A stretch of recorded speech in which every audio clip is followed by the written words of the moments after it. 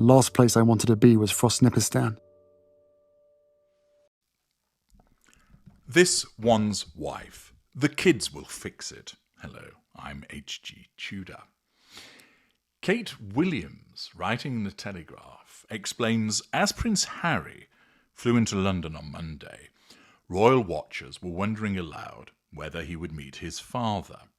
As you know, there hasn't been any involvement between Harry and his father for quite some time as a consequence of the behaviour of Harry and this one's wife, which has offended King Charles's need for control, resulting in the imposition of a no-contact regime. There was no need to ask the same question, however, about an encounter with the Prince of Wales. Sadly, the relationship between the two brothers seems beyond repair, as their separate tours of the country have illustrated. In relation to William as a normal, he doesn't have an inherent need or pathological need for control. However, the conduct of his brother and his wife, particularly in relation to Catherine, has caused grave offence, understandably so, with Prince William, resulting in the imposition, following expert advice, to impose a no-contact regime. While Harry was visiting his grandmother Elizabeth II's grave on Monday, William and Catherine were on a royal engagement about 15 miles away. Harry has said he doesn't feel safe bringing his children to the UK, removing the possibility of the US-based Sussex children being able to forge a relationship with their cousins in their younger years. Naturally, this failure to allow the children, if you assume that they do exist, access to their wider family and in particular their cousins, is rather sad for those children. There are not many children that could claim to have relatives that are royalty and that live in palaces and have access to all of the pomp and circumstance. And therefore, that would be rather fascinating, particularly to two children who haven't grown up with it, to be able to access that from time to time. Furthermore, leaving aside the circumstances of their cousins and their link to royalty, the fact is that many people in their childhood have enjoyable and close relationships with their cousins. I know of people who would claim that their cousins are their best friends and will regularly talk about wonderful childhood memories of their interactions together and that they have remained close into adulthood. For others, time and the challenges of navigating life have meant that the bond isn't as close as it once was, but they certainly had a wonderful time growing up together as cousins in their respective childhoods. And yet, this is being denied to Archie and Lilibet, which demonstrates the lack of emotional empathy on the part of this one's wife. She simply doesn't care about those children, and how Harry, idiot that he is, fails to understand what his children are missing out on as a consequence of his own set beliefs and, of course, kowtowing to the narcissistic demands of his wife.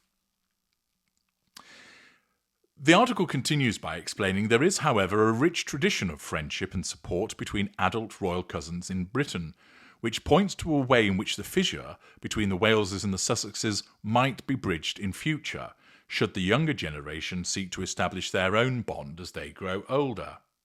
Indeed, in the history of the modern monarchy, cousins have been a royal secret weapon. When Elizabeth II came to the throne, she instituted a swift expansion of the firm. She had 31 first cousins, and many of these, by design, would go on to play crucial roles supporting the monarch, both as official working royals and more informally as friends.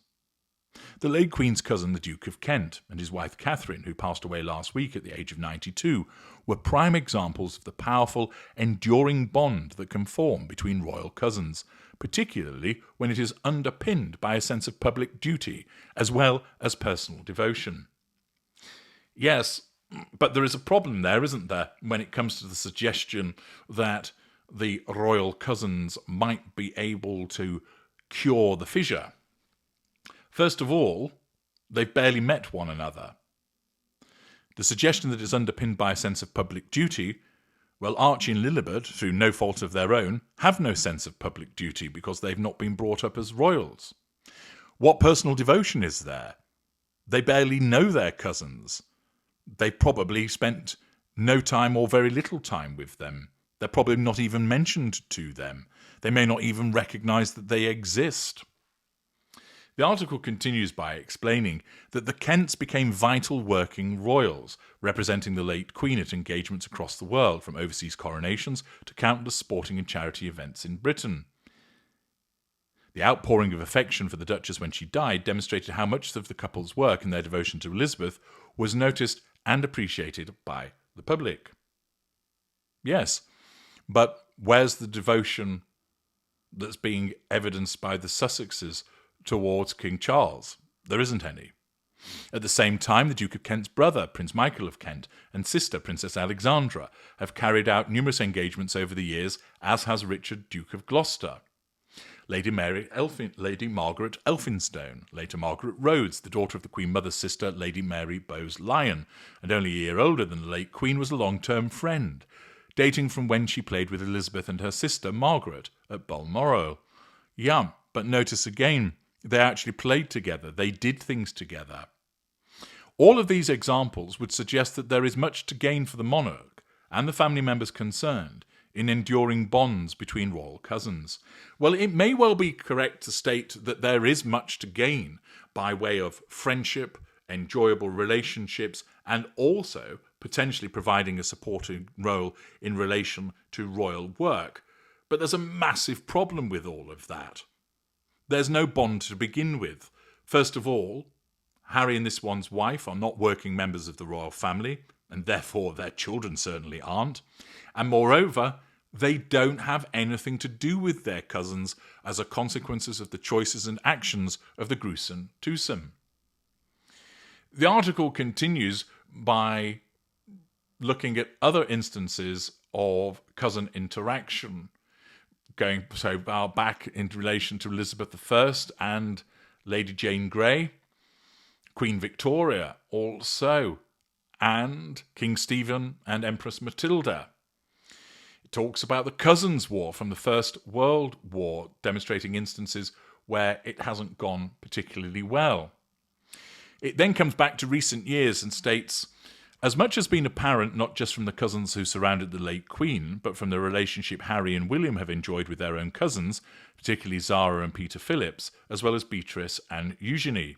And there's a picture showing a skiing holiday in Switzerland of William and Harry with Eugenie and Beatrice.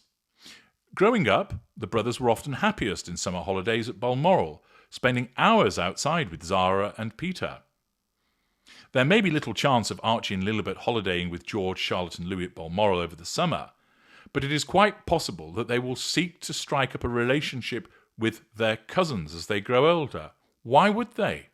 Why would you bother to have an interaction with someone that you may not even know about, possibly are never told about, may even be referenced in a way that's disparaging? After all, remember, these are the children of Catherine and William who are painted black.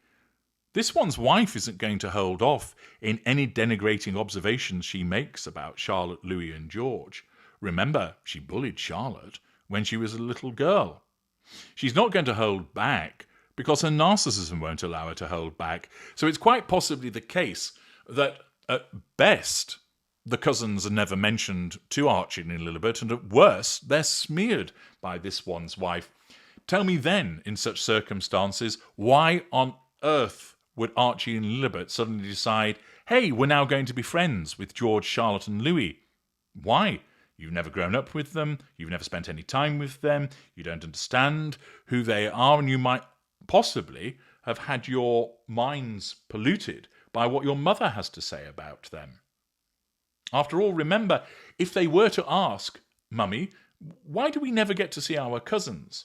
This one's wife is not going to turn around and say, well, it's because I'm a hate-filled narcissist and I don't want you having any time with them because I can't stand their mother and father. She's going to turn around and say, well, unfortunately, they don't want anything to do with us as a consequence of the fact that they're a racist colonialist operation. Or, well, we tried to spend time with them, but they just didn't want to know us. And it's all very sad. And it's not your fault, it's their fault. She's not going to tell them the truth of why it is they have no bond with George, Charlotte and Louis, because her narcissism won't allow her to, and indeed revises history, so she couldn't even tell the truth, even if she were minded to do so. Instead, it will cause her to come out with some claptrap, as narcissists invariably do, in relation to justifying their own behaviour and continuing to pollute the minds of Archie and Lilibet. This is a nonsensical article, to be frank, and it smacks of potential PR purchasing by the Sussexes once again to try and suggest that there is the potential for a future relationship.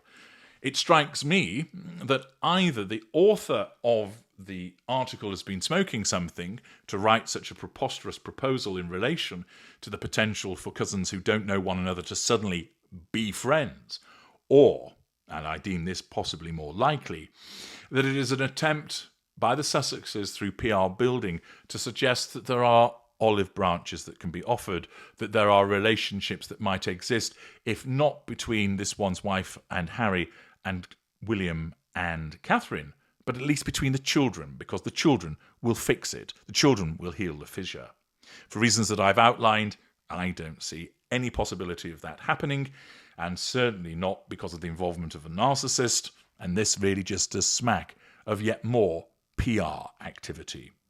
What are your thoughts on the matter, valuable viewers? Let me know in the comments section. I'm H.G. Tudor. Thank you for listening.